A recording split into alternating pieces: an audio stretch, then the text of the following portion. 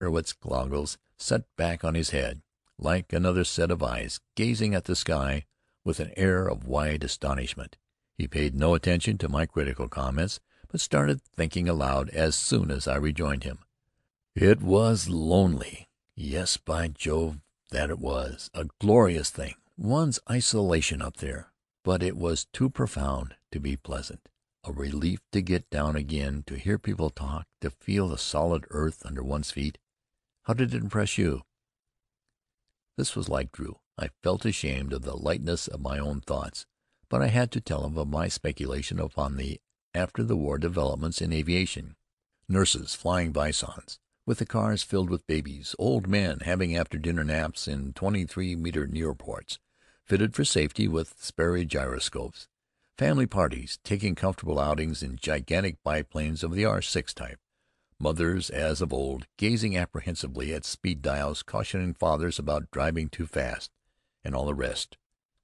Drew looked at me reprovingly, to be sure, but felt the need, just as I did, of an outlet to his feelings, and so he turned to this kind of comic relief with the most delightful reluctance.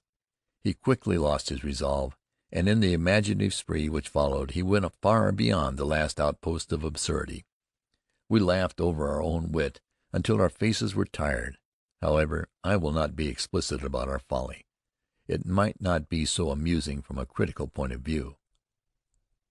After our papers had been viséed at the office of the commandant, we hurried back to our machines, eager to be away again.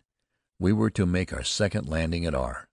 This was about 70 kilometers distant and almost due north. The mere name of the town was an invitation. Somewhere in one of the novels of William J. Locke may be found this bit of dialogue. "But, master," said I, "there is, after all, color in words. Don't you remember how delighted you were with the name of a little town we passed through on the way to Orleans, R? You were haunted by it, and said it was like the purple note of an organ. We were haunted by it, too, for we were going to that very town. We would see it long before our arrival, a cluster of quaint old houses lying in the midst of pleasant fields, with roads curving toward it from the north and south, as though they were glad to pass through so delightful a place. Drew was for taking a leisurely route to the eastward, so that we might look at some village which lay some distance off our course. I wanted to fly by compass, in a direct line, without following my map very closely. We had planned to fly together, and were more than eager to do this because of an argument we had had about the relative speed of our machines. He was certain that his was faster. I knew that with mine I could fly circles around him. As we were not able to agree on the course, we decided to postpone the race until we started on our homeward journey. Therefore, after we had passed over the town, he waved his hand, bent off to the northeast, and was soon out of sight. I kept straight on, climbing steadily until I was again at 5,000 feet. As before, my motor was running perfectly, and I had plenty of leisure to enjoy the always new sensation of flight, and to watch the wide expanse of magnificent country as it moved slowly past. I let my mind lie fallow, and even now and then I would find it hauling out fragments of old memories which I had forgotten that I possessed.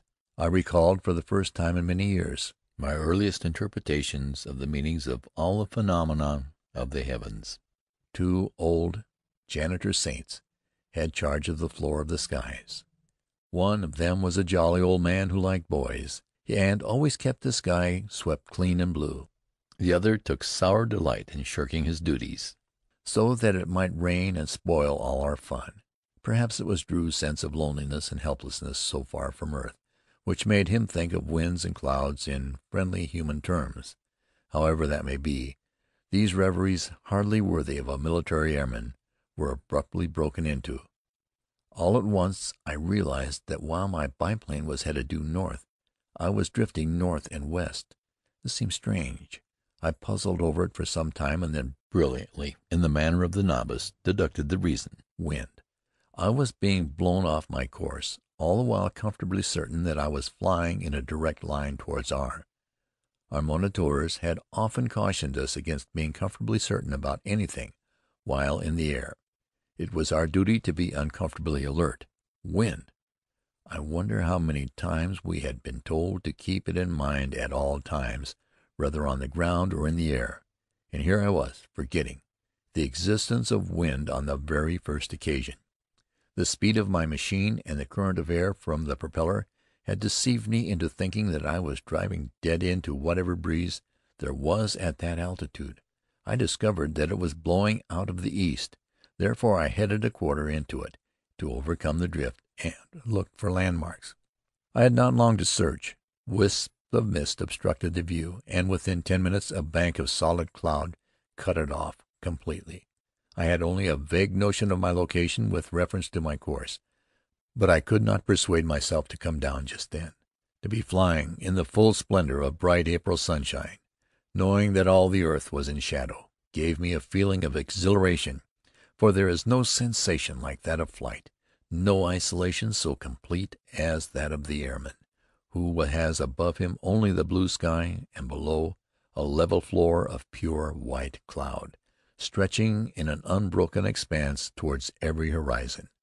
And so I kept my machine headed northeast, that I might regain the ground lost before I discovered the drift northwest. I had made a rough calculation of the time required to cover the 70 kilometres to R, at the speed at which I was traveling. The rest I left to chance, the godfather of all adventurers. He took the initiative, as he so frequently does with aviators who, in moments of calm weather, are inclined to forget that they are still children of earth. The floor of dazzling white cloud was broken and tumbled into heaped-up masses which came drifting by at various altitudes. They were scattered at first, and offered splendid opportunities for aerial steeplechasing. Then, almost before I was aware of it, they surrounded me on all sides. For a few minutes I avoided them by flying in curves and circles in rapidly vanishing pools of blue sky.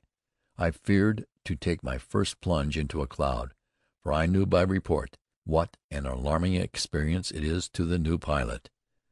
The wind was no longer blowing steadily out of the east. It came in gusts from all points of the compass. I made a hasty revision of my opinion as to the calm and tranquil joys of aviation, thinking of what fools men are who willingly leave the good green earth and trust themselves to all the winds of heaven in a frail box of cloth-covered sticks. The last clear space grew smaller and smaller. I searched for an outlet, but the clouds closed in, and in a moment I was hopelessly lost in a blanket of cold, drenching mist. I could hardly see the outlines of my machine, and had no idea of my position with reference to the earth. In the excitement of this new adventure I forgot the speed dial, and it was not until I heard the air screaming through the wires that I remembered it. The indicator had leapt up 50 kilometers an hour above safety speed, and I realized that I must be traveling earthward at a terrific pace. The manner of the descent became clear at the same moment. As I rolled out of the cloud bank, I saw the earth jauntily tilted up on one rim, looking like a gigantic enlargement of a page of Peter Newell's slant book. I expected to see dogs and dishpans, baby carriages and ash barrels roll out of every house in France and go clattering off into space. End of chapter 3.